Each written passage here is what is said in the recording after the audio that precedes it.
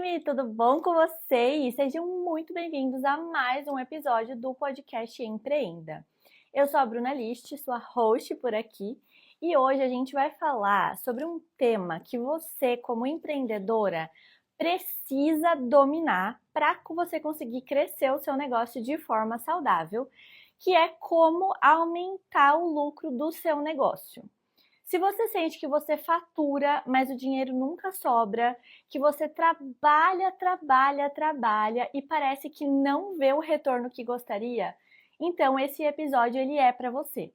E antes da gente começar, eu queria contar para vocês rapidinho de um projeto muito legal que a gente está por aqui esse ano, que é a nossa comunidade Pílulas de Desenvolvimento, que é uma comunidade que foi pensada para te ajudar no seu desenvolvimento pessoal e profissional. É realmente muito completa, então a gente fala sobre mindset, vendas, gestão, finanças, tem aulas de convidadas, tem aulas minhas, tudo muito completo para nós crescermos juntas.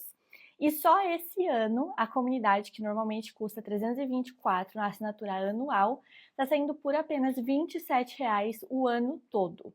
Gente, está quase de graça, de verdade. Se eu fosse você, não perdia essa oportunidade imperdível. Bom, e agora bora para o episódio de hoje. Vou começar apresentando a nossa convidada, que é simplesmente sensacional. Eu adoro o trabalho dela, adoro o conteúdo dela e tô assim muito feliz que ela aceitou o nosso convite aqui. Ela é mentora de negócios, ela é especialista, em gestão financeira para empreendedoras.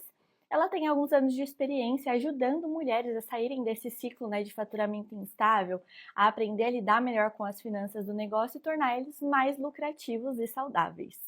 Seja muito bem-vinda ao podcast Empreenda, Bruna dos Santos. Oi, boa noite! Boa noite, Bruna, que alegria ter você aqui no nosso episódio. Seja muito bem-vinda! Muito obrigada por essa recepção calorosa. Estou feliz e agradecida com este convite. Tenho certeza que esse papo vai ser muito proveitoso. Ai, com certeza. Antes da gente começar o nosso papo aqui, queria contar aqui, para o time que eu acompanho o conteúdo da Bruna faz um tempo, até comentei com ela isso, eu acho o conteúdo dela sensacional, eu adoro, me inspiro bastante para minha produção de conteúdo, me inspiro no conteúdo, uso o conteúdo da minha vida, e assim, fiquei muito, muito feliz que ela aceitou o convite para participar aqui do podcast, e para, assim, compartilhar um pouco da sua trajetória também aqui com o time, para todo mundo entender um pouco mais sobre você, sobre como é seu trabalho, o que você faz.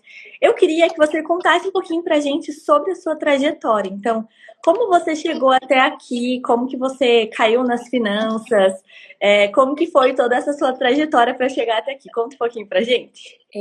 Primeiro, mais uma vez, obrigada pelo convite, pela confiança de estar aqui no seu espaço, falando com a sua galera. Bom, eu brinco que o meu caminho no empreendedorismo começou com um milheiro de cartões e um sonho. Eu e minha sócia, a gente entendeu que a gente não queria fazer concurso e decidiu advogar. E aí a gente pensou, vou advogar, exercer a minha advocacia, vou ter clientes e vou pagar minhas contas, vou viver bem. Gente, um caminho natural, ter uma profissão, vender meu serviço e a conta vai fechar. Sim. Não necessariamente. E entender isso foi um processo pra gente, porque eu não via a advocacia, ninguém tinha me apresentado a advocacia como um negócio, como um empreender jurídico. E aí, nesse caminho, eu fui aprendendo muito sobre o que precisava ser feito para que um negócio se tornasse sustentável, lucrativo, para que um negócio pudesse crescer e não depender apenas de mim e afins. E aí, nesse processo de desenvolvimento, eu me deparei com a educação financeira. E eu entendi que conceitos tão simples, que, se aplicados, fazem toda a diferença na vida da mulher e na vida da empreendedora. E aí eu brinco, eu queria gritar pro mundo. Eu falei, não posso guardar isso só pra mim, eu preciso contar isso para outras pessoas, as pessoas precisam saber disso.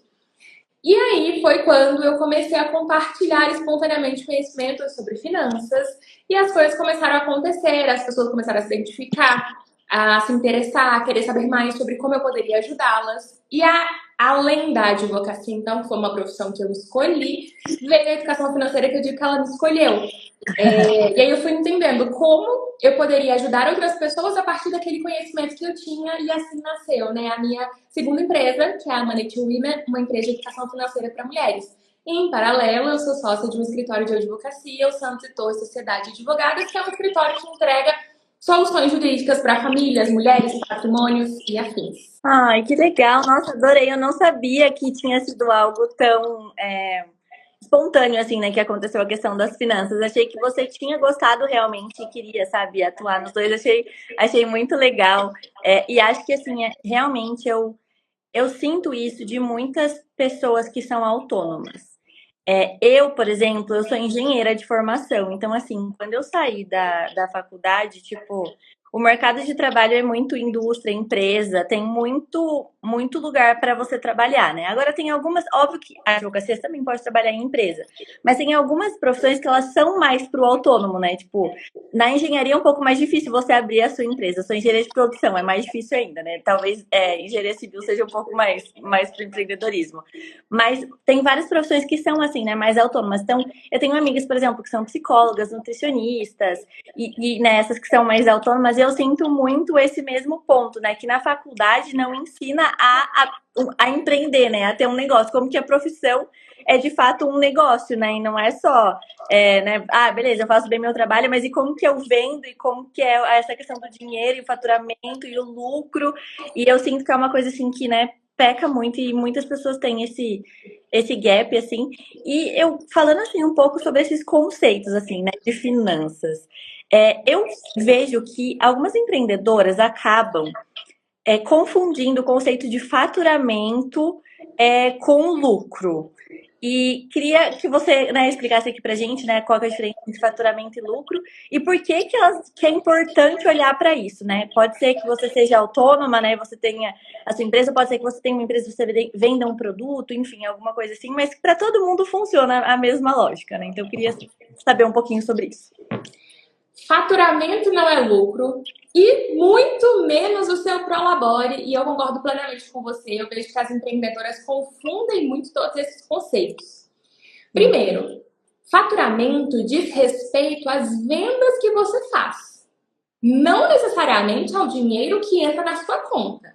E aqui a gente já tem um ponto muito importante. Por quê? Porque a venda que você faz pode ter uma inadimplência, a venda que você faz tem custos, tem plataformas.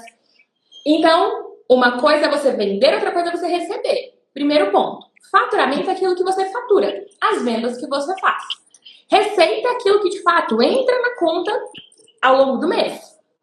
Já o lucro é aquela linha final na planilha, depois que você. Então, tem as receitas, aí tem as despesas, tem os custos, e aí custo e despesa são diferentes, porque custo é tudo aquilo ligado à entrega do seu serviço, à prestação do seu serviço. Então, se você tem algum gasto específico com aquele cliente, algum gasto de deslocamento, hospedagem, presentes. Muita empreendedora manda presente, não bota na conta da precificação. Então, os custos, as despesas do seu negócio, inclusive o seu prolabore, que é a sua remuneração enquanto prestadora de serviço que está prestando aquelas atividades, desde um Canva que você paga, assinaturas do CapCut, contador, mentorias, outros investimentos que você faça, prestadores de serviço que você contrate. Então, a gente tem faturamento, menos custos, menos despesas, inclusive o seu prolabore, e aí a gente vê a linha final ali, o lucro. O que fica na conta ao longo do mês? De entradas menos saídas, simplificando. Isso é o lucro. É esse lucro que te permite formar caixa, reservas financeiras que vão te permitir reinvestir, se pagar um 13º, construir reserva financeira que te traz tranquilidade, paz mental, que te permite não depender do faturamento das vendas do mês para pagar as contas. Então, entender que faturamento são as vendas, receitas é tudo aquilo que entra, e lucro é essa diferença que te permite reinvestir, crescer e que traz essa tranquilidade, é muito importante para que você olhe para os números como um todo. E não apenas fique buscando uma venda a todo custo. Porque tem venda que, dependendo do preço que você cobra, nem vale a pena para sua entrega. Sim. Nossa, eu concordo muito com isso. Eu acho que essa questão da precificação, inclusive, é um ponto assim que eu queria abordar um pouco mais adiante, porque eu queria abordar uns conceitos mais básicos antes, né? Porque eu acho que essa questão da precificação é o principal ponto assim que eu recebo das minhas alunas, assim, eu não trabalha com finanças, mas trabalha com a questão da gestão do negócio em si e vira e mexe cai, né, em algumas questões de finanças. E uma coisa que eu vejo muito é que algumas pessoas elas até vendem bem, mas no final das contas elas percebem que não sobra dinheiro. Simplesmente não sobra dinheiro, né? Entra, mas não sobra dinheiro. E eu acho que algumas vezes é por conta da precificação, né, na minha visão, assim. Mas, assim, você vê que tem algum outro tipo de, assim, buraco financeiro, digamos assim, que as pessoas têm no negócio e às vezes elas nem percebem que o dinheiro está saindo sem elas verem para onde está indo, assim, sabe? Com certeza. Para mim, a precificação é um ponto muito importante. Então, tá, quanto você está cobrando pelo seu serviço e por essa entrega? O ignorar custos invisíveis, porque às vezes você até precifica bem, mas você não olha para o imposto, você não olha para os custos envolvidos nessa entrega, você não olha para o desconto que você está dando, então dar desconto sem margem, e isso consome o seu lucro. Mas o terceiro e principal, na minha perspectiva, é a falta de gestão. Porque não basta faturar, não basta vender, não basta ter entrada. Se entra muito mais, se sai muito mais do que entra, porque você não tem o menor controle das suas despesas, a conta não vai fechar. Não importa se você faturar 10, 15, 20, 50 mil reais por mês. Se você não tiver controle dessas despesas, quanto mais dinheiro você fizer, mais dinheiro você vai gastar. E aí você fica alimentando aquele ciclo da sobrevivência, da exaustão e do muito cansaço. Por quê? Porque você está sempre correndo atrás de dinheiro para pagar aquelas contas novas que você fez. E aí fica perpetuando esse ciclo vicioso do muito esforço e sensação de pouco resultado. Eu sinto bastante isso, né? Inclusive, vamos conversar um pouquinho sobre precificação aqui, né? Quando eu precifico os meus produtos, eu gosto de colocar tudo. Então, assim, tipo, eu vendo produtos físicos, eu coloco embalagem, eu coloco o cartãozinho que vai na mensagem, tá no custo ali, né? O tempo que eu levo para fazer aquele produto tá ali no custo também. Enfim, eu deixo muito bem detalhado todos os custos para no fim você ver, né, por quanto você vai vender. Eu lembro que quando eu comecei a produzir os produtos físicos, eu vendo planners físicos, que vende mais no final do ano, que é quando as pessoas estão mais procurando esse tipo de produto, né? E quando eu comecei a desenvolver eles, eu lembro de ver, assim, sei lá, planners da Tilibra, por exemplo, que você vai lá numa qualquer papelaria, assim, custa, sei lá, R$ 50. E talvez tenha até mais barato se bobear. E daí eu comecei a ver para eu produzir aquilo, mas eu queria, óbvio, um de qualidade, uma coisa legal. E ficava, assim, muito mais caro só o custo para produzir aquilo. E eu fiquei assim, nossa, mas será que as pessoas vão pagar, né? Será que realmente elas pagam? E acho que isso acontece com muitas pessoas, de tipo, mas minha concorrente, ela tá cobrando tal valor, mas às vezes a sua concorrente está cobrando errado. E ela tá, no caso da Tilibra, não tá cobrando errado porque é outro nicho, mas às vezes você se compara com um negócio que não faz sentido para você, né? Você não faz a sua precificação baseada nos seus custos, você faz a sua precificação às vezes baseada no mercado. O que eu percebi, por exemplo, nesse meu processo foi que eu defini um nicho totalmente diferente do nicho da Tilibra, então são planners personalizados que você pode personalizar, colocar sua logo, que é uma coisa assim que tem bastante valor agregado. A maioria dos meus clientes gosta por causa disso, porque pode personalizar, então é uma coisa assim totalmente diferente. Coloquei alguns diferenciais como a capa de couro, bordado na capa e etc e tal. E isso agregou muito valor para mim. O custo não agregou tanto, mas no valor agregou muito. Então eu conseguia daí, né, agregar todos aqueles custos e ainda vender o produto. E eu sinto que muitas vezes as pessoas só começam, né, a vender, sei lá, o serviço, o produto, sem ter muita noção se tá precificado correto ou não. E assim, tem como você saber se você tá cobrando certo? Você tem alguma dica para a pessoa perceber se ela tá cobrando certo? E assim, eu também sinto que várias pessoas têm medo, né, de aumentar o preço. Então, descobri que estou cobrando errado. E agora, o que eu faço? Desespero total. Meu Deus, eu tô cobrando errado. Tá? Por isso que não sobra dinheiro nunca. Se tem alguma dica, assim, para como conseguir, né, ajustar esse preço de acordo com o que precisa. Com certeza, e o ponto que você trouxe sobre listar todos os custos é elementar. E quando a gente vende produto é mais fácil, porque a gente olha para aquilo que é tangível. para o cartãozinho, para a embalagem, para o laço, para a sacola, para o frete. Fica muito mais fácil ter controle desses números, mas fácil não significa ser fácil no sentido de objetivo, mas não de sentar e fazer, porque você precisa ver o custo por unidade, então você precisa fracionar. Se você comprou um saquinho que vem 100, você tem que dividir para entender o custo de fato de cada um desses produtos. Quando a gente fala de serviço, é mais difícil, porque é intangível o tempo, essa atenção, o suporte. Só que, se você não listar toda essa entrega, se você não tangibilizar toda essa entrega e calcular quanto te custa toda essa entrega, inclusive a partir do valor da sua hora, a conta nunca vai fechar. Um exemplo simples que eu gosto de trazer para as minhas mentoradas é pensar: quanto você quer faturar por mês? Tá, eu quero 15 mil reais por mês, Bruna. Ok. Quantos clientes você consegue ter ativos por mês? Qual que é a sua capacidade produtiva? Aí eu vou simplificar a conta aqui para vocês. 15. 15 é o meu limite, Bruna. O que isso significa? Que o seu ticket médio mínimo por cliente tem que ser R$ 1.000. E aí ela vai falar: mas Bruna, eu não consigo cobrar R$ 1.000. Então você não vai bater sua meta. Ou você vai trabalhar mais do que você gostaria para bater essa meta. Porque se você só pode ter 15 clientes, no melhor dos cenários, no melhor, que nem sempre é o que acontece, a maioria das vezes não é o que acontece, você vender tudo aquilo que você quer todos os meses, preencher a sua agenda dentro dos limites razoáveis todos os meses. No melhor dos cenários, se você cobrar R$ 1.000 por cliente e ninguém cancelar, ninguém desistir, todas as vagas estiverem preenchidas, você vai faturar 15 mil por mês. Então, se você não olhar para quanto você quer de dinheiro, para a sua capacidade produtiva e para a sua agenda, para o seu tempo disponível, a conta ela não vai fechar.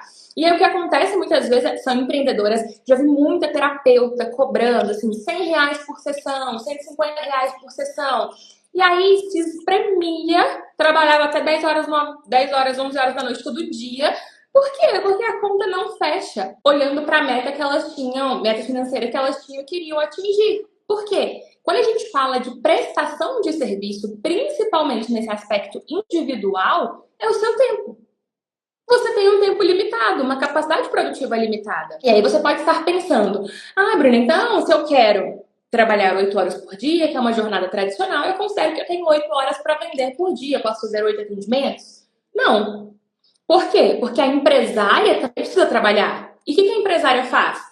Marketing comercial. Ela atrai clientes, ela vende. E o que a empresária também faz? Dá suporte, olha para a experiência do cliente, pensa de forma estratégica no negócio. Então, se você trabalha 8 horas por dia, você tem no máximo, tá? Dependendo de como você organiza as coisas, 6 horas por dia para de fato entregar. Considerando também que a sua entrega não envolve só o atendimento individual, tem a preparação, tem o pós, tem o suporte, tudo isso precisa entrar na conta da precificação. Então, assim como a precificação de um produto precisa dessa listagem do que eu faço, quanto tempo eu gasto, na prestação de serviço a gente também precisa fazer isso. E esse é o ponto de partida. Entender quanto custa esse serviço em termos de entrega, quanto você quer faturar e qual que é a sua capacidade produtiva. E se, por exemplo, assim, que é uma coisa que eu sinto que acontece bastante, assim, eu quero faturar, seguindo seu exemplo, eu quero faturar 15 mil por mês, então consigo atender 15 clientes, seria R$ 1.000 por cliente. Mas eu não consigo cobrar R$ 1.000 por cliente, porque, enfim, daí eu posso falar, porque meu cliente não paga, porque meu trabalho não vale isso, porque meus concorrentes não cobram isso, etc e tal. Você tem alguma dica, enfim, alguma forma assim para isso? Porque eu acho que isso é uma das coisas que mais acontece. Então, por exemplo, eu gosto lá da terapeuta, tá bom, tem aqui, né, cobra 100. Também tem aqui cobra 200, 300, né? Só que talvez você enxergue que aqui cobra 200, 300, ela é mais experiente, que você, enfim, talvez por isso que você não queira cobrar, ou você não enxerga que ninguém cobra, porque as pessoas próximas de você não cobram, enfim, acho que isso é uma dor, né, que acho que acontece bastante. Não sei se você tem alguma dica, se suas alunas também passam por isso, como que é isso? Então, a gente tem alguns caminhos. O primeiro, que vai valer para todos, é fortalecer a sua marca pessoal e elevar a percepção de valor da sua marca pessoal. Porque as pessoas precisam reconhecer em você uma pessoa que vale muito mais do que R$ 1.000 por mês. Até para que elas olhem para esse ticket de 1.000 e falem: nossa, só isso? Sim. Então, esse é o primeiro ponto, é elevar essa percepção de valor da sua marca. Mas a gente tem alguns outros pontos aqui.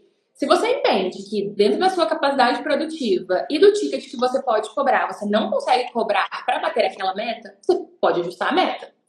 O segundo ponto, você traz outras formas de escalar o valor da sua hora, com pequenos grupos, por exemplo. E o terceiro ponto é deixar o seu produto, o seu serviço mais robusto para que ele valha muito mais do que aquele ticket que você está cobrando.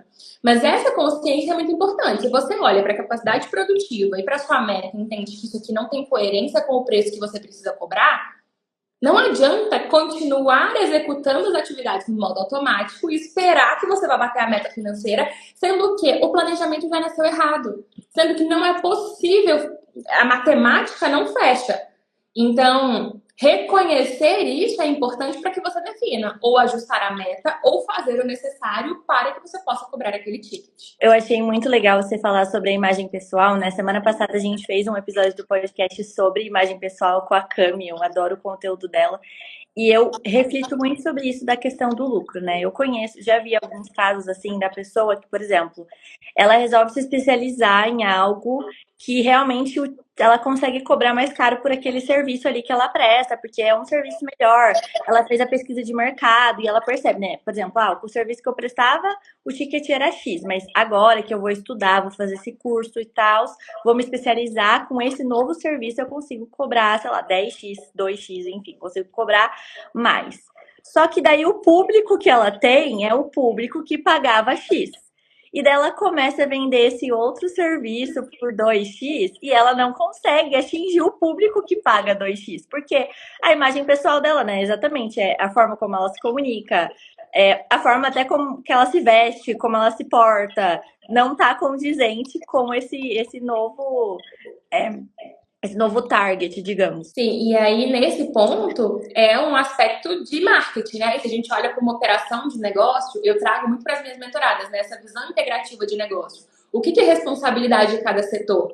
Eu sei que quando a gente empreende, principalmente porque a maioria começa sozinha, todas as funções estão em você. Mas reconhecer que cada hora você assume um chapéu, então agora eu estou no marketing, agora eu estou no comercial, agora eu estou na operação, agora eu sou empresária que pensa estrategicamente no negócio. É importante para que você saiba transitar e entender o que é responsabilidade de quem. Se lucro, né, a partir da minha percepção, é consequência de um negócio bem estruturado, não basta ter um portfólio de serviços que me permita uma venda recorrente para os clientes e uma precificação ajustada com uma boa oferta. Eu preciso de lead. Quem tem que me dar lead? Quem tem que trazer lead para o meu negócio? O marketing. O comercial, ele trabalha esses leads e conquista. Conquista fazendo a venda, que vai para o meu setor de operação, onde vai ter a entrega daquele serviço.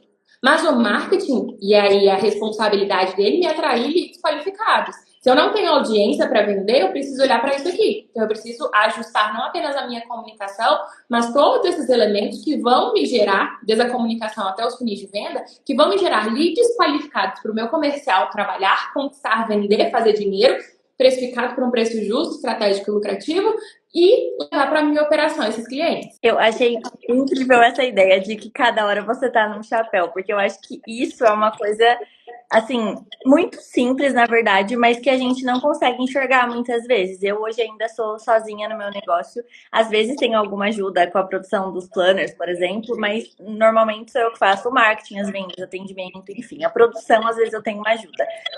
Eu sinto isso das empreendedoras, que assim, tá bom, mas eu tenho que entregar a sessão.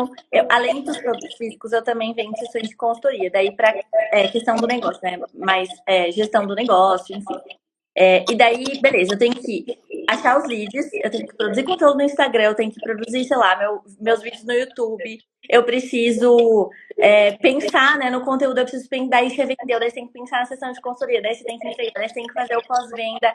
E assim, um tanto de atividades, né, que toda empreendedora sabe que tem. E a gente fica, tá bom, mas às vezes você fica tão presa em uma coisa, por exemplo, às vezes a gente fica muito presa na questão do faturamento, né, do lucro. Não estou tendo o faturamento que eu quero, mas tá bom, mas por que não? Porque o marketing, que é você mesma, mas é o marketing, ele não está sendo efetivo. Beleza, então acho que eu preciso estudar um pouco mais do marketing, ou não. No marketing tá trazendo muitos clientes, mas mesmo assim eu não tô batendo minha meta de faturamento. Tá bom, então é precificação, daí talvez seja o financeiro mesmo, tem que olhar para o financeiro. E eu acho que muitas empreendedoras acabam se perdendo muito nesses papéis, né? E a gente tem que realmente ter essa noção de que cada hora a gente é um papel e a gente vai exercer de uma forma diferente. Achei isso um conceito assim muito incrível que acho que pode ajudar, né? Muita gente, assim. Algo tão simples vai ser tão poderoso. Exatamente. E eu sempre trago a seguinte perspectiva. O meu trabalho é muito pautado em diagnóstico do problema e solução, plano de ação. Eu trabalho com essa visão quase que de mapa mental, né? Tá, você quer isso, você tá aqui, o que precisa acontecer, o que tá incoerente? E eu trago muito aquele conceito da engenharia reversa. Por quê? Porque a falta de lucro é um sintoma. É uma consequência de alguma coisa. O lucro não desaparece sozinho, alguma coisa está acontecendo. Então tá, deixa eu olhar para cá. O lucro, eu quero dinheiro aqui. A minha gestão financeira está sendo eficiente? Quanto está entrando, quanto está saindo? Bruna, as suas despesas estão super controladas, mas o problema é que não está entrando quanto deveria. Ótimo, então o problema está nas vendas. O problema está nas vendas porque eu faço poucas vendas ou o problema está nas vendas porque o valor que eu estou cobrando está errado? Tá, o valor que eu estou cobrando está certo, então o financeiro está ok. Não, eu faço poucas vendas. Ok, eu faço poucas vendas por quê? Porque eu não tenho oportunidades dentro do meu CRM comercial, eu não tenho com quem falar, não tem ninguém interessado pelo meu serviço, não tenho uma reunião agendada. Ou porque eu faço 10 reuniões e eu não fecho uma venda. Ah, você faz 10 reuniões e não fecha uma venda. Então tá, então o problema está no seu comercial. Você não está sabendo apresentar a oferta do seu serviço, agregar valor, evidenciar a sua solução. Então você não precisa, o trabalho aqui não é do marketing, mas é do comercial, do aperfeiçoamento da condução das reuniões, a apresentação da proposta, o envio da proposta, a oferta de fechamento. Não, Bruna, é porque tá aqui um deserto meu CRM, eu tenho um gato pingado, que eu tô implorando para marcar uma reunião e mesmo assim a pessoa não me responde. Então tá, então o problema tá no marketing. Mas tá no marketing porque você não tem audiência ou está no marketing porque você tem audiência e não consegue gerar oportunidades a partir dessa audiência? Eu não estou conseguindo gerar oportunidades, então eu preciso olhar para funis de venda. Como que eu destravo essa conversa? Como eu abro diálogo com essas pessoas? Não, Bruna, falta audiência, tem só a minha família aqui, não tem ninguém para comprar de mim. Então eu preciso de aumento de base. Ou é com tráfego, ou é com muita produção de conteúdo para acertar o passo e atrair leads qualificados. Quando a gente faz essa engenharia reversa, a gente diagnostica o problema. Quando eu sei onde está o problema, eu consigo trabalhar de uma forma muito mais inteligente e assertiva, que é o que nos permite otimizar o nosso tempo. Enquanto empreendedores que fazem tudo sozinhos, é muito mais importante um planejamento, porque a gente não tem tempo a perder. A gente não tem tempo, nem dinheiro, nem energia para perder. A gente precisa agir de uma forma muito mais estratégica, empenhar os nossos esforços de uma forma muito mais inteligente, porque eles são escassos. Onde que eu olho para isso? No planejamento. Quando eu faço um planejamento, eu sei qual vai ser a minha prioridade desse semestre, desse trimestre, e aí, a partir disso, eu ajo. Nossa, com certeza. Eu trabalho muito aqui com gestão ágil do negócio, né? Estou fazendo uma pós em gestão de projetos. Eu gosto muito do conceito de metodologias ágeis. Eu acho que elas são muito aplicadas em grandes empresas, assim, essa questão de planejamento, de organização, de pensar em etapas, enfim. E quando a gente tem um pequeno negócio, às vezes a gente esquece, né? Parece que, não, é só feito para o grande. Mas, na verdade, a gente deveria se espelhar nos grandes, no que dá certo, pra gente fazer pra gente, porque se eles estão fazendo é porque dá certo, é porque funciona, né? Então eu acho realmente, eu sou muito, muito fã de planejamento, muito. Eu acho que assim, o planejamento, ele, sei lá, ele resolve muitos problemas. E assim, algumas vezes é o planejamento mais a longo prazo, algumas vezes é o planejamento a curto prazo, de você planeja, faz, refaz a rota, vê se você tá indo na direção certa, né? Porque às vezes, por exemplo, não sei se você sente isso, mas eu sinto isso com as minhas alunas algumas vezes que, você chega aí, né? Tipo, tá com problema nas vendas, aí você vai perguntando, aí você chega lá num ponto. Só que às vezes não é esse ponto, a pessoa só não entendeu direito ainda qual que é o ponto. Talvez ela esteja ali, daí ela tenta, né, nesse ponto consertar. Só que ainda continua tendo um outro ponto que também tá precisando de ajuda. De repente o marketing tá ruim, mas aí entra pro comercial e o comercial não fecha a venda também. Então sempre precisa estar ajustando, né, esses pontos. E uma coisa assim que eu fiquei pensando enquanto você falava sobre lá no começo do episódio sobre Prolabore. Queria voltar um pouco nesse conceito, porque eu vejo muita gente que, tipo assim, meu negócio aqui, meus clientes, entra dinheiro, beleza, entra dinheiro. Agora, o quanto entra, a gente não sabe direito, o quanto a gente sabe direito, mas tá entrando dinheiro. Daí, entrou lá, sei lá, R$ 500 e eu tenho um boleto pra pagar, que não é do negócio, é da sua vida. É tipo sei lá, a escola de inglês. Você precisa pagar a sua escola de inglês, sei lá. E daí você vai lá e você pega, custa 250, entrou 300. Você pega os 250 e paga a escola de inglês. E é isso. E daí entrou outro dinheiro e você vai lá e separa e paga. E assim, eu sei por experiência, por estudos e bastante coisa que isso é muito prejudicial para o negócio, mas eu queria trocar uma ideia com você, ver a sua visão sobre isso, qual que é a importância de ter um Prolabore bem definido. Primeiro, o que é um Prolabore? Porque eu acho que tem gente que nem sabe o que é um Prolabore, e a importância de ter isso muito bem definido e não ficar só, né, tirando sem muita organização, sabe? Primeiro, o Prolabore é a sua remuneração enquanto prestadora de serviço que trabalha na atividade daquele negócio. Eu sempre gosto de fazer um paralelo com o CLT porque fica muito evidente os conceitos e aí as coisas ficam mais tangíveis, principalmente para quem não tem uma referência do empreendedorismo. Se você fosse contratada por uma empresa, você não teria um salário? Salário esse que você só aceitaria se fosse suficiente para bancar sua vida ou que você aceitaria e teria que fazer a sua vida caber dentro daquele salário?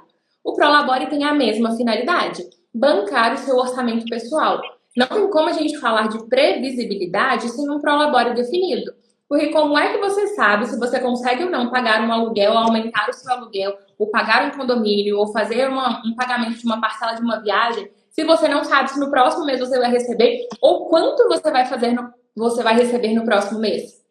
Não tem como se planejar se você não tem previsão de quanto você vai receber. Então, o Prolabore é essa remuneração mensal e idealmente fixa que você vai receber todos os meses.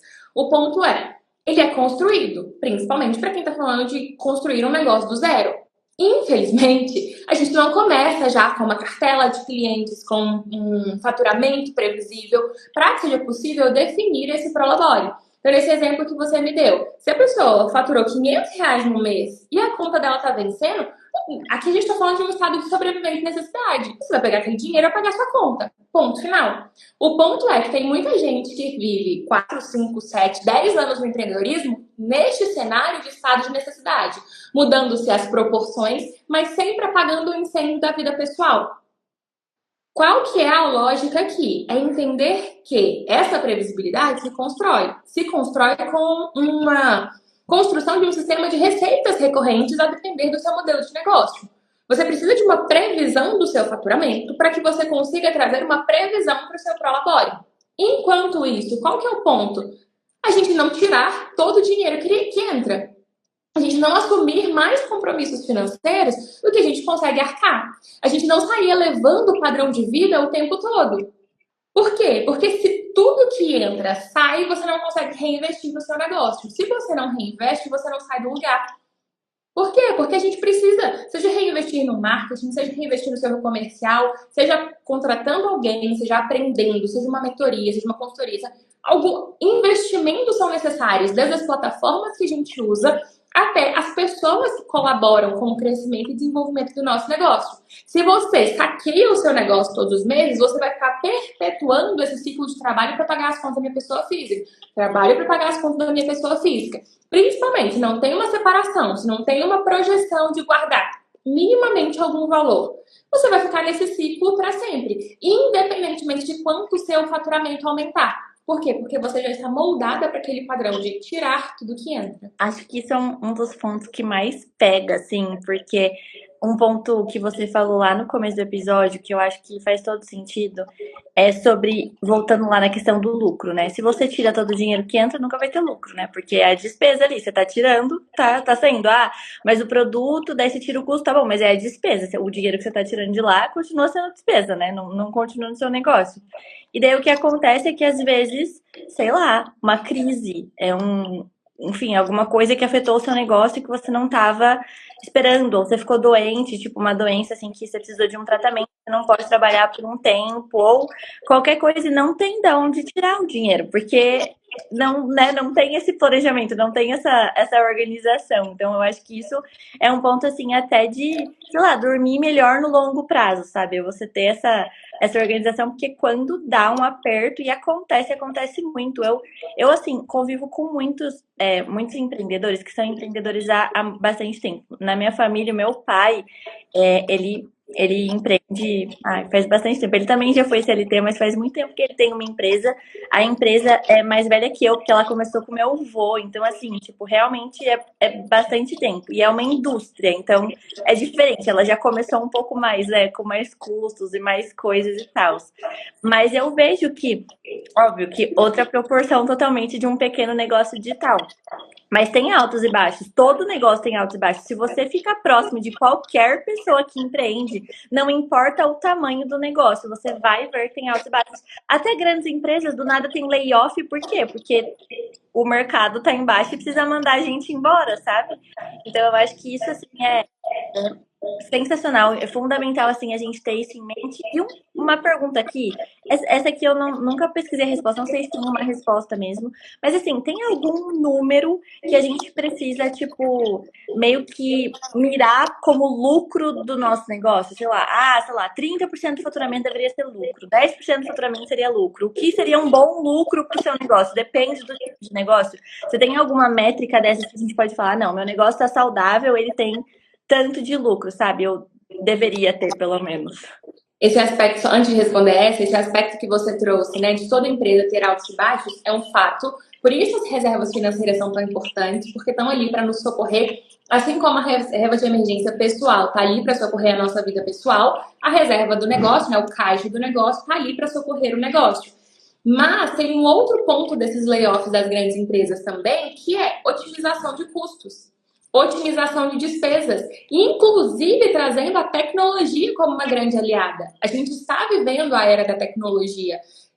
Uma coisa que talvez você precisava de 2, 3 funcionários, você consegue um para gerenciar a tecnologia envolvida para prestar aquele serviço operacional, braçal, totalmente manual, de uma forma mais rápida, mais célere e mais segura. Porque tem um padrão, são dados e a máquina erra muito menos que o humano.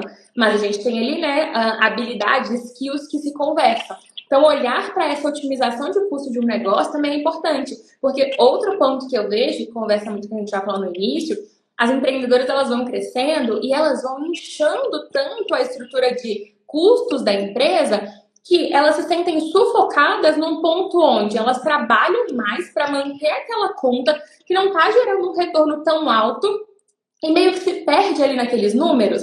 Mas eu empreendi para ter liberdade. E agora eu tenho uma equipe gigantesca que eu tenho que ficar microgerenciando, que me dá mais trabalho do que quando eu prestava o serviço sozinha ou com duas, três pessoas no time. Onde é que essa conta fecha?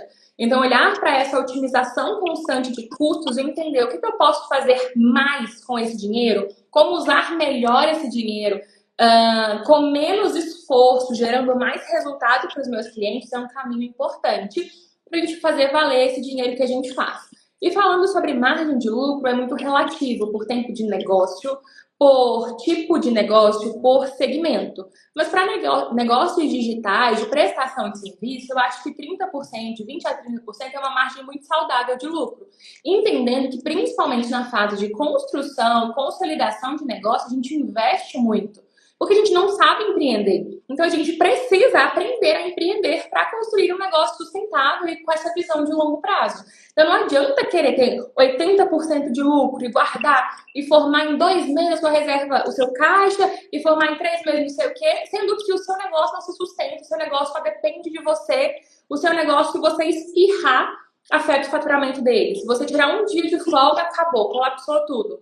Então, uma margem de lucro altíssima pode parecer interessante, mas é um sintoma de que você não está reinvestindo no seu negócio. E um negócio que não tem reinvestimento não cresce, não se consolida, porque a gente não sabe tudo de tudo. Graças a Deus, tem muita gente que sabe fazer muita coisa melhor que a gente. E trazendo gente, a gente consegue otimizar o nosso trabalho e acelerar os resultados do nosso trabalho. Com certeza. Eu tava pensando aqui, né, enquanto você tava falando, eu uso isso e eu acho que assim pode ajudar muitas mulheres empreendedoras assim novas que estão começando um negócio.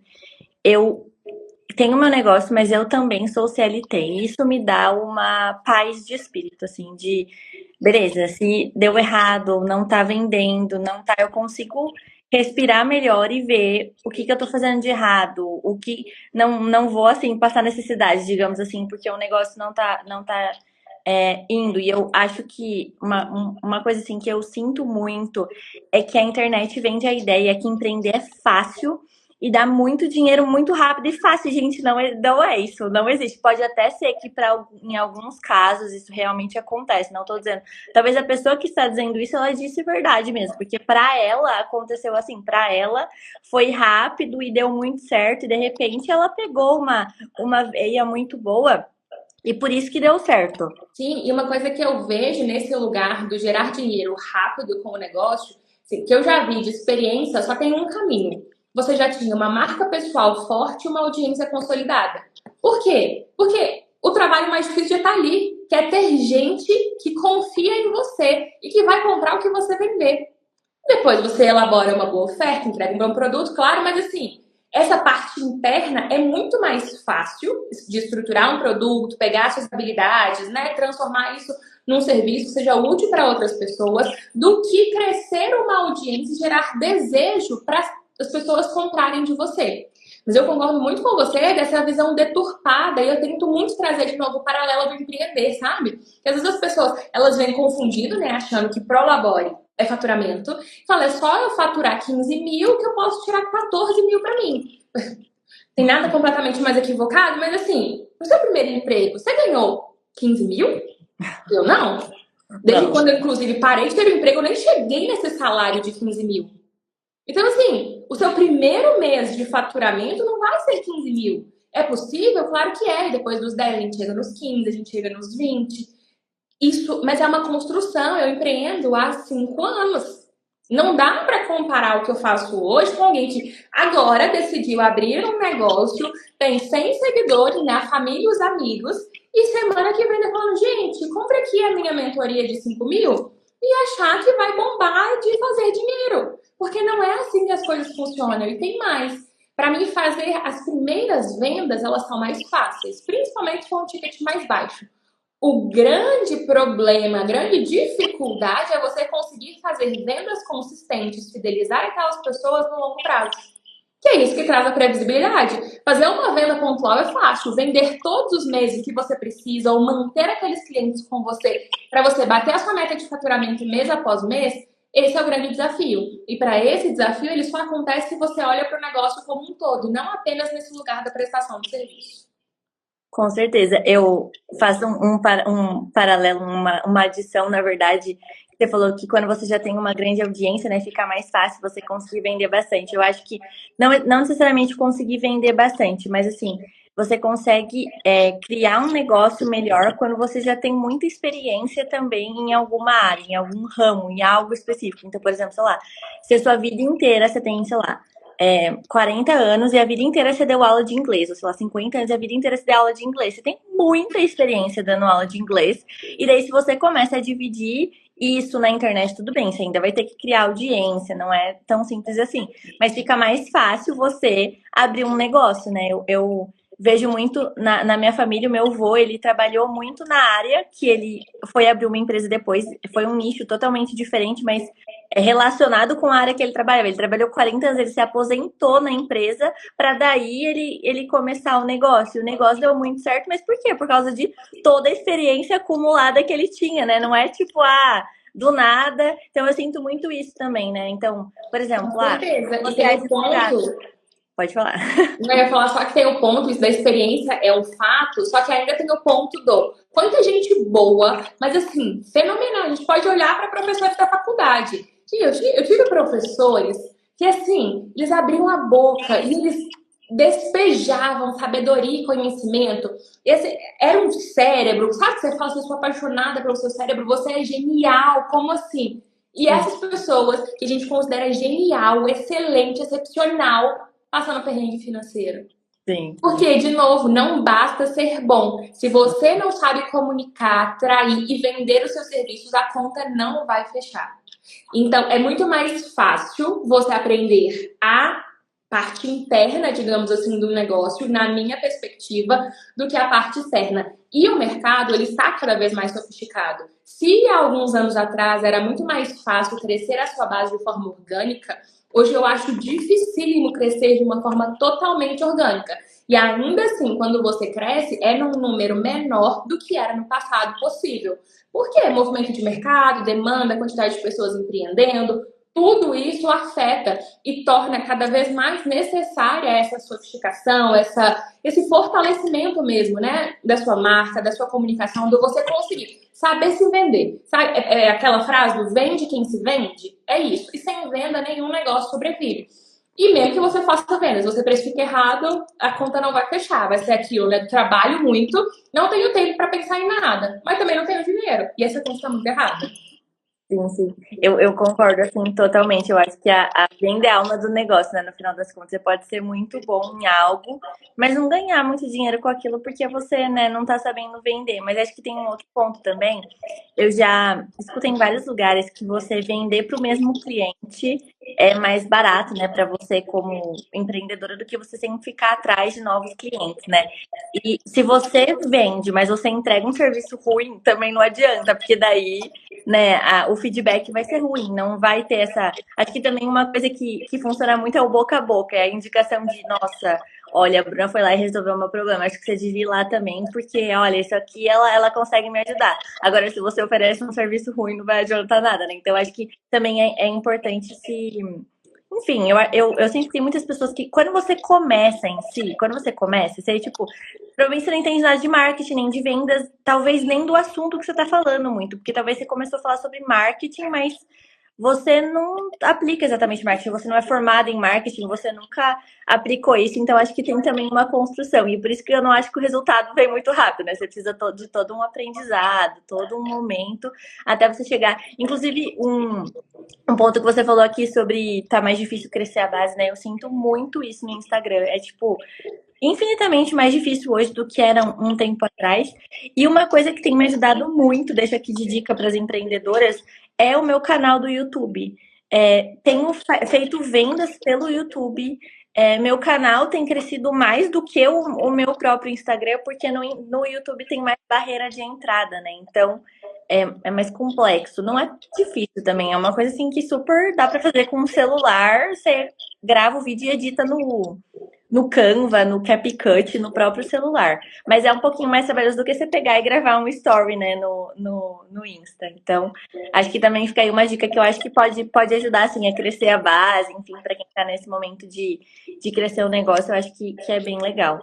Esse aspecto que você trouxe do vender mais de uma vez para o mesmo cliente, ele tem um conceito no mundo dos negócios que se chama LTV, que é o Lifetime Value. Quanto esse cliente me gera de valor ao longo do tempo? E, para mim, na minha perspectiva de negócio, esse é o caminho para a gente construir previsibilidade. É vender de forma recorrente para o mesmo cliente. A Gisele Paula, uma das cofundadoras do Reclame Aqui, tem um livro que se chama Cliente Feliz dá Lucro. E eu concordo plenamente com ela. Porque um cliente feliz, um cliente satisfeito, um cliente leal, ele não só compra mais de uma vez de você, como ele te indica. E isso retroalimenta o seu negócio. Então, você tem o esforço da venda uma vez só para um cliente que te gera valor de forma recorrente várias vezes. Então, pensar nisso dentro do desenvolvimento do seu modelo de negócio é importante. Porque senão você fica exausta de todo mês você começar do zero. Todo mês você tem que ir atrás de todas as suas vendas. Sendo que a sua base pode te gerar este valor de forma recorrente ao longo do tempo. Nossa, com certeza. Eu concordo muito com esse conceito. Acho que é um dos conceitos principais aqui para ter, né, um negócio mais estável. Acho que seria essa a palavra. É isso de focar, né, Eu falo previsível, porque eu não previsível. acredito em estabilidade, principalmente no empreender. Eu acho que é previsível mesmo, porque acho que não existe estabilidade do empreendedorismo, acho que não é essa palavra mesmo. E a gente falou aqui bastante sobre, enfim, né, questões para a empreendedora evitar, como melhorar. Tem alguns hábitos, alguns costumes, assim, que você vê em relação às finanças que são positivas, de pessoas, de empresas que dão certo, de empreendedoras, assim, que são bem-sucedidas e que a gente pode dividir aqui também para o time também aplicar esses hábitos que talvez sejam coisas talvez simples, talvez um pouco mais complicadas, mas que pode ajudar, assim, sabe, quem tá assistindo aqui. Com certeza, e para mim o principal que desencadeia todas as outras é olhar para os números. E aí faz parte da minha metodologia dizer que a gente usa os números como bússola para a tomada de decisão no negócio, visando a construção de um negócio saudável e sustentável que banca a vida que você quer viver. Enquanto você foge dos números, tudo fica incerto, instável e imprevisível. Olhar para os números e usá-los como guia nessa tomada de decisão, nesse termômetro mesmo. O que meu negócio precisa? É de lucro? É de venda? É de uma nova oferta? É fazer uma ação de caixa rápido? Dar desconto? O que meu negócio precisa? O financeiro, ele traz esses números como sintoma. Quando a gente olha para isso, diagnostica qual é o problema, qual é a doença, a gente traz o remédio para essa solução, a gente trata a causa. E quando a gente trata a causa, a gente desbloqueia novos resultados. Em cada degrau vai ter um desafio diferente? Vai. Mas a gente vai evoluindo nesse desafio, subindo degrau a degrau. Fugir dos números. Eu tenho uma tutora na minha mentoria em grupo, que ela é terapeuta, ela falou uma frase que eu achei genial. Fugir, né? Ignorar a realidade, fugir da realidade, não te afasta dessas consequências de evitar a realidade. Então, ou você lida com o desconforto de olhar para os números e agir a partir deles, ou você lida com o desconforto do resultado de não bater as suas metas de faturamento. O ponto é escolher qual o seu difícil, escolher qual desconforto você vai lidar. Porque uma coisa é certa, se nada diferente for feito, se sementes diferentes não forem plantadas, nada diferente vai acontecer. Então, para mim, uma ação angular que reflete, né, que gera um efeito dominó, um efeito cascata no lucro, é esse. Olhar para os números, não apenas nesse lugar de, entendi o que aconteceu, mas usá-los como bússola, como guia para essa tomada de decisão e definição dos próximos passos. Eu achei muito bom, porque eu sinto, vejo muito isso na vida pessoal e na vida do empreendedora também, a mesma coisa. As pessoas não querem nem ver direito, porque e se eu ver e não tiver muito bom, daí eu já vou me desesperar, então eu não vou nem ver. Só que se você nem vê, é desesperador do mesmo jeito, não é porque você não sabe que tem um problema que o problema não existe, né? Você tá vivendo com as consequências do problema, só que se você não sabe qual é o problema, você nunca vai conseguir resolver. E se você sabe, pelo menos é o começo, né? Você sabe o problema, daí você vai atrás de resolver. Se você nem sabe qual que é o problema, nunca vai conseguir resolver, né? Então, achei realmente sensacional. Bom, chegando mais pro final do episódio, né? Porque já tá chegando aqui na 1 hora de episódio, eu sempre gosto de pedir para as minhas convidadas uma indicação de um livro. Se você também quiser indicar, sei lá, um podcast ou alguma coisa assim, também aceito. Mas eu gosto muito de ler, então eu gosto muito de pedir indicação de algum livro, assim, que você gosta, que enfim, você indica para os seus alunos, ou que você já leu e é muito bom, uma indicação de um livro pra gente. Eu sei que é clichê, que muita gente fala sobre esse livro, mas O Segredo da Mente Milionária, para mim, é um livro que expande a perspectiva quando a gente fala sobre dinheiro. E expandir essa perspectiva, entender possibilidades, reconhecer algumas crenças, é importante para que a gente consiga trabalhar sobre isso. Então, esse é um livro que eu indico muito para quem está começando a empreender, para quem está começando a se familiarizar com esse aspecto financeiro do empreender, porque ele traz, de uma forma simples e didática, esses aspectos que nos afastam da prosperidade. E entender também que prosperar, e a partir disso, né, de toda essa compreensão, você vê o esforço que é para conseguir prosperar e transformar o seu negócio numa estrutura sustentável. Eu até escrevi um texto recentemente, conectando um pouco a esse aspecto da prosperidade, uma conclusão que eu cheguei é que prosperar é antinatural. Por quê? Porque entendendo sobre o nosso cérebro, entendendo sobre o comportamento humano, você percebe que o nosso corpo ele foi moldado para nos manter seguras. Então, o nosso cérebro quer nos manter seguras, vivas, não felizes. Logo, ele evita o desconforto e ele prefere a certeza da escassez, que é um conforto quentinho, por mais desconfortável que seja, do que a possibilidade de abundância. Quando você entende isso e olha para as suas crenças como travas, como obstáculos que te impedem de ir além, você ganha esse domínio, essa consciência sobre o que você precisa agir, sobre o que você precisa fazer diferente para conseguir atingir os novos resultados que você busca. Então, esse livro, para mim, ele é muito bom. Eu recomendo sempre que as pessoas leiam e às vezes até reler, porque depois de um tempo, né, a gente se depara com alguns conceitos e a gente tem uma perspectiva diferente, é impactada diferente sobre aquela mesma temática. Nossa, com certeza. Esse negócio de reler, a carapuça serviu pra mim, tá? Porque você tava falando do livro, eu tô tipo, nossa, faz anos que eu li ele, preciso ler de novo. Porque eu já preciso retomar os conceitos ali. Muito bom esse livro. Muito, muito bom. Recomendo muito ele também. E já vou reler, tá? Vou colocar aqui na minha lista pra reler, porque eu realmente gosto muito dele. Bom, mais encerrando mesmo, queria que você deixasse aqui suas redes sociais, se quiser divulgar seu trabalho, falar um pouco mais sobre o seu trabalho, enfim, se tiver algum serviço aqui que você acha que, né, pode ajudar as empreendedoras aqui que estão assistindo, esse é o momento. Eu gosto muito de trabalhar com soluções personalizadas, então eu tenho alguns formatos de trabalho e gosto sempre de entender, né, o que faz mais sentido para vocês. Então, vou deixar o convite para que vocês possam me acompanhar no Instagram. Meu Instagram é @eibruna dos Santos, @eibruna dos Santos. E aí, me chama no direct, conversa comigo, vamos entender juntas o que faz sentido para você, porque eu valorizo muito, sabe, esse olhar individual para as demandas de cada pessoa.